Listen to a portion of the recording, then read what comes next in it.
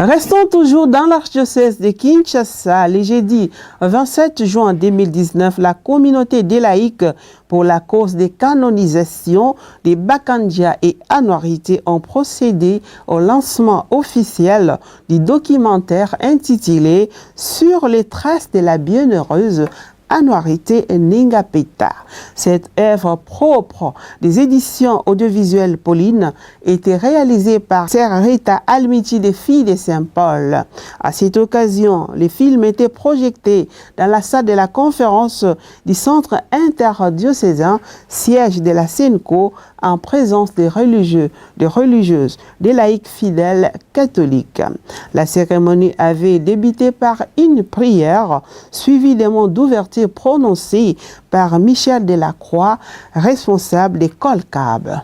Il s'ensuivit alors la présentation du documentaire faite par la sœur Rita Almiti, responsable des audiovisuels des Filles de Saint-Paul à Kinshasa. Sur les traces d'Anwarité, c'est un film documentaire qui vient de paraître inédit. Et c'est ce film qui nous réunit aussi cet après-midi ici.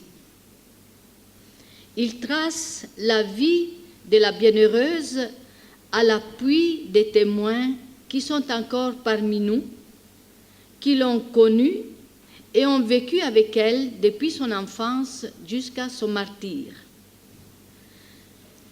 Dans ce documentaire historique, nous avons voulu parcourir l'itinéraire de la vie d'Anwarité pour en faire ressortir les côtés lumineux sans en cacher les ombres.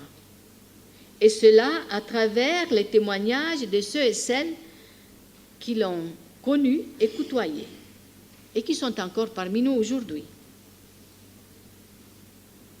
Nous avons voulu en faire ressortir et découvrir les dons, les valeurs, les vertus qui ont forgé sa personnalité humaine, chrétienne, religieuse et de martyr. Nous pouvons distinguer dans ce film documentaire 4 parties.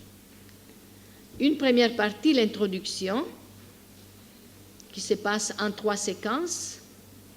Il y a brève présentation du lieu géographique où se déroule l'histoire de la bienheureuse, dont le bassin du Haut-Ouélé, et les années de la rébellion après l'indépendance, 1960-1964.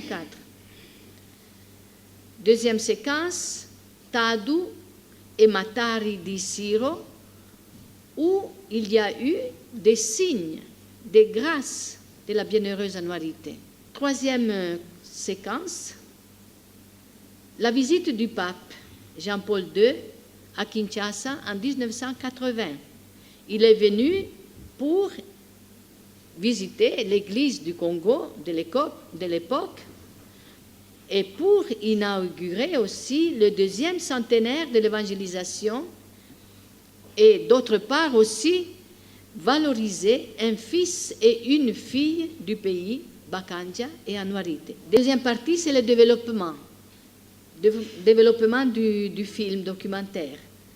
La première séquence, c'est notre aventure sur les traces d'Anwarité. C'est pourquoi le film a le titre « Sur les traces d'Anwarité ». Troisième, la deuxième visite du pape en 1985, qui est venu pour élever Anwarité au rang des bienheureux. La troisième partie du documentaire, c'est l'après-Anwarité. Qu'est-ce que nous avons après Anwarité?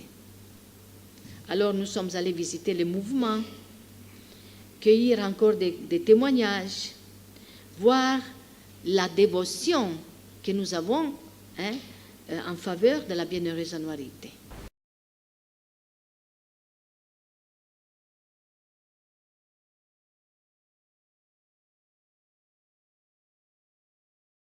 La projection de ces courts-métrages a suscité de l'émotion aux yeux des uns et aux yeux des autres, la joie.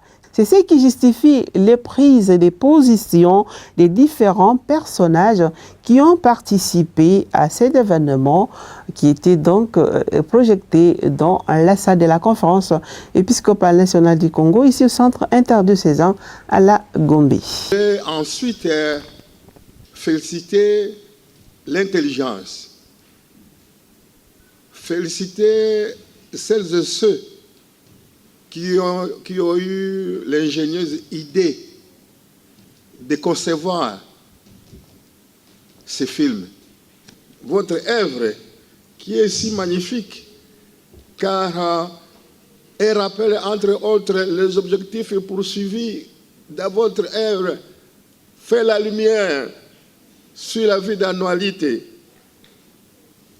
faire montrer les valeurs, des exemples, et cet amour qui l'a conduite jusqu'à sa mort.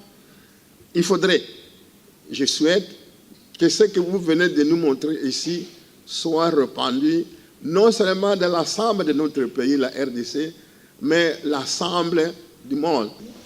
J'ai retenu que Annualité Nengapeta est né à Wamba. Précisément, il a étudié au couvent Bafabaka, puis il est mort à Issiro. J'ai ressenti du chagrin et du pitié. Ouais. Parce que vu qu'il a été tué pour Jésus, il a accepté de mourir pour Jésus. C'était vraiment bien et je souhaiterais suivre son pas.